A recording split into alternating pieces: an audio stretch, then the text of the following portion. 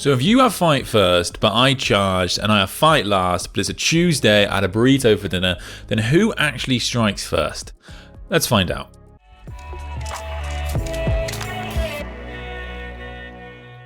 So when I reached out and asked what kind of things do people want to be covered in the 20 rules mistakes videos, overwhelmingly the most common response was about fight first and fight last in Warhammer 40k.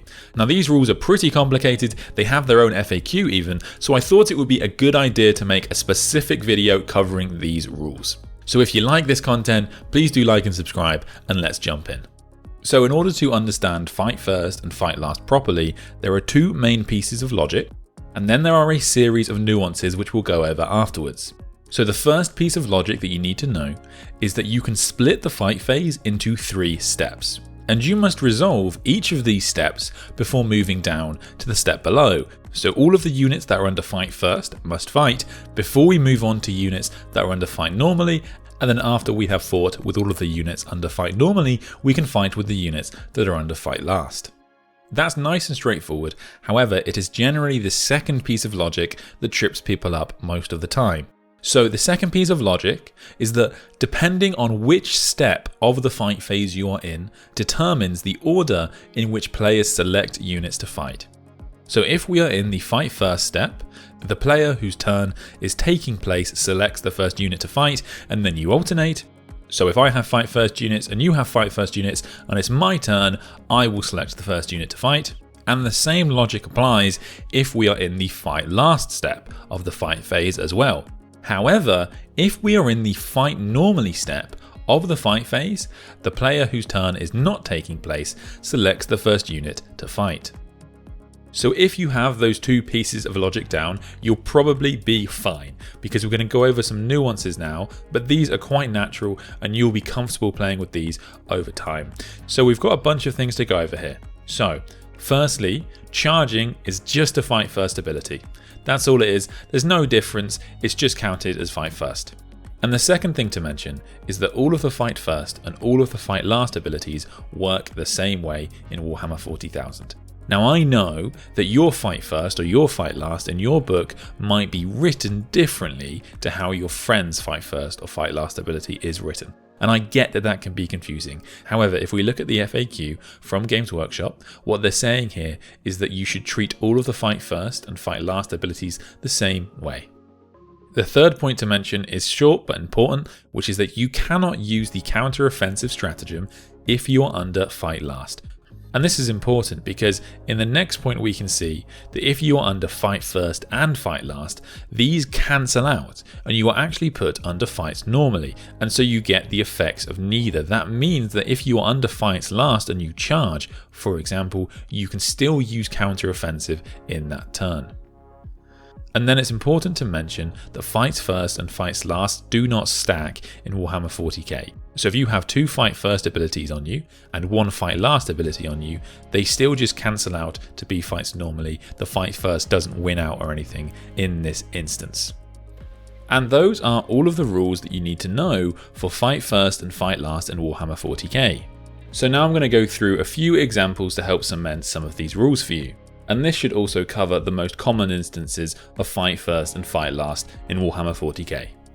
So firstly, I just wanted to talk about how charging is incredibly advantageous in Warhammer 40k because of the two pieces of logic that we talked about today.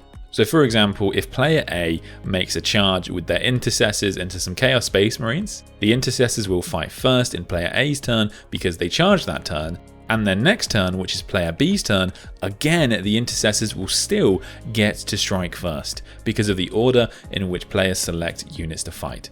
Both units will be fight normally, and so the non-turn player gets to pick the first unit. And if you're new to Warhammer 40k, this might seem a little bit counterintuitive at first, because that means that player A will get to fight first in their turn, and then player A will get to fight first again in player B's turn, but this is actually the way it is played because of the fight first rule mechanics in Warhammer 40k. I also thought this would be a good place to highlight why tactically it is often best to only charge with 1 unit or charge with 3+ units, Because if you charge with 2 units, for example in your turn, what will happen is you will fight with your first unit and then your opponent will pay 2 CP to interrupt, and the other unit that you have charged with this turn might be wiped before it gets to do anything. So in this second example, I wanted to talk about how Fight First is actually not a massively useful ability a lot of the time in Warhammer 40k, especially as compared to Fight Last, which we'll look at afterwards. So let's say that player A's army has a faction rule that says every unit in the army fights first all of the time. That sounds incredibly good at first glance, however, let's look at it in practice. So if a unit from player A's army makes a charge, then actually that Fight First ability isn't doing anything in that turn because they're already getting Fight First from charging, and as we talked about before, you cannot stack Fight Firsts in Warhammer 40k. If player A has a unit that is charged by player B's unit, well in this instance, player A's unit has Fight First because of their ability, and player B's unit has Fight First because they made a charge this turn. And so in this example, who's going to select the first unit to fight? It's still going to be player B. And so if player B only charges with 1 unit, again, player A's ability hasn't actually had any effect in this turn. Where we do see some use from Fight First though, is if player B charges with multiple units into player A, but practically in the game, what this is going to mean is that player A is simply saving the CP on paying for counter-offensive. If you want to activate with a unit immediately after your opponent has fought, you would probably pay the 2 CP for counter-offensive anyway, and so the Fight First ability is just counting as a free combat interrupt each turn. And then the other example where Fight First can be really good is if you have combats that last for multiple turns, because then player A's units will consistently get to fight before player B's units because nobody has made any charges this turn. However, because armies are so lethal nowadays, you don't see too many combats lasting for many turns, and this is why Fights Last is so much more powerful than Fights First. So if player A charges their Justiciar into a Chaos Space Marine Lord and makes that character fight last, that Chaos Space Marine Lord can no longer pay to interrupt. And if player A has planned for this, that means they might have also charged, let's say, an Intercessor squad into a Chaos Space Marine squad somewhere else on the board, and this means they can fight first with the Intercessors and they won't have to worry about the Chaos Space Marine Lord paying to interrupt. This is incredibly powerful because it allows you to deal a load of damage to your opponent before they can even strike you back. And so now let's have a look at what happens if player A is charged when they have Fight Last. So let's say player A has some Incubi and player B has some Chaos Space Marines. When the Chaos Space Marines charge the Incubi, let's say the Incubi put their Fight Last ability on the Chaos Space Marines. What happens is player B gets Fight First because they've charged, but they also get Fight Last from the Incubi rules. And so this means that, as we saw before, they are put into the Fights Normally category. Now the Incubi themselves are also in the Fights Normally category, so what is going to happen here is that the Incubi will still get to strike first before the Chaos Space Marines, because that is the order in which players select units to fight. And so if we want to deal with something like Incubi or a Justiciar, for example, in combat, we want to charge them with multiple units because they can only make 1 unit fight last and the other one will still count as fighting first, so they will still get to fight and kill the Incubi before they can hit back. And then finally, I just wanted to give a special mention to the Foul Blightspawn. Before I mentioned how all of the Fight Last rules in Warhammer 40k work the same way, and that is true.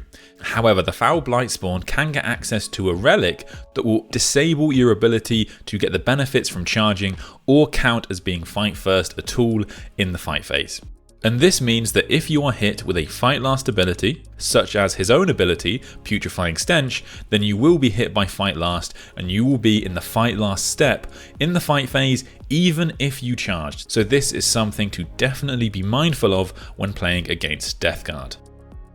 And so there you have it. That is all of the information that you need to know for Fight First and Fight Last. It is a very complex rule and it does take a bit to getting used to. However, now you have all of the information you need to understand how those mechanics work. I hope those examples were useful. Thank you so much for watching this video. Please do like and subscribe, and I'll see you for the next one.